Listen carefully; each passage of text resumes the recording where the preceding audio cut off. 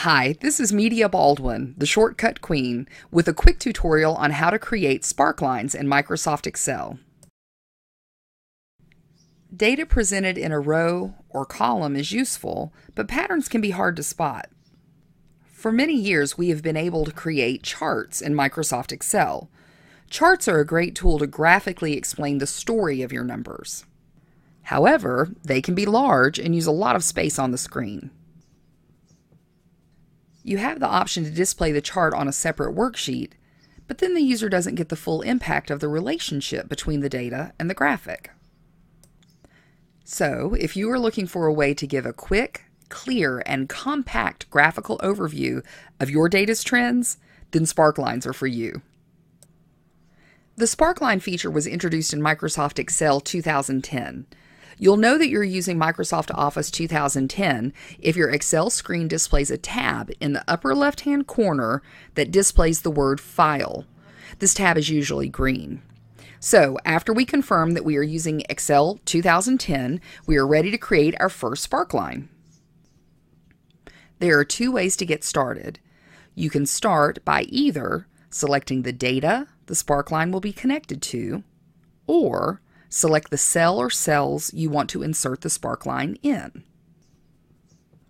For this example, we will select the empty cells in which we want to insert our Sparkline. Remember, although it's not mandatory for a Sparkline to be located directly next to its underlying data, it is considered a best practice.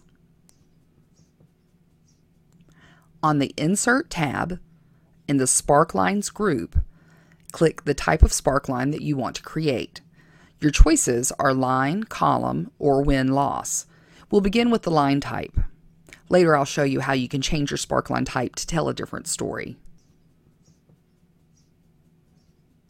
In the data box, you can either type the cell addresses or click and drag to select the cells that contain the data that your Sparkline will be based on. We will click the button image to temporarily collapse the dialog box, select the range of cells that we want from the worksheet, and then click the button image again to restore the dialog box back to its normal size. Once you have your data range entered, simply click the OK button and your Sparklines are inserted.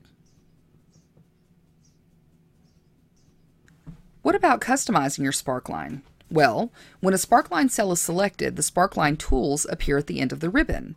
Click the Design tab to view your options. You can change the color of your Sparkline by choosing a built-in format from the Style Gallery. We go through the Sparkline Tools, Design tab, Style Group, and then choose from the gallery.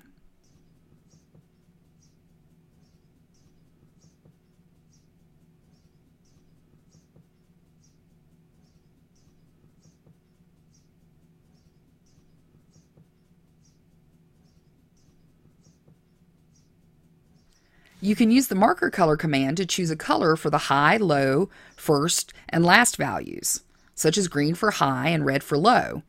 Again, we go to the Sparkline Tools, Design tab, Style Group, and this time click on the marker color button to see our options.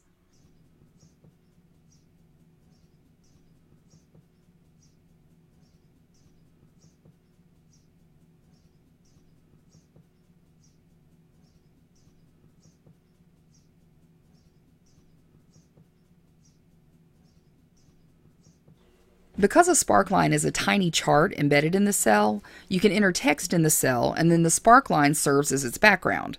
This is a great way to display the overall trend with a label. I'll play with text formatting to make sure that I like the way the Sparkline and label look together.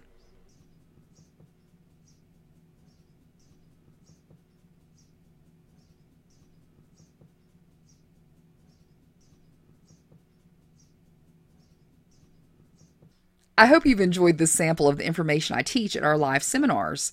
If you found this 3 minutes helpful, just imagine all the tools and techniques you'll walk away with when you attend one of our live and dynamic full-day events. Registration is now open, but class sizes are limited. Don't lose your chance to reserve one of the seats. Register today. I look forward to seeing you there.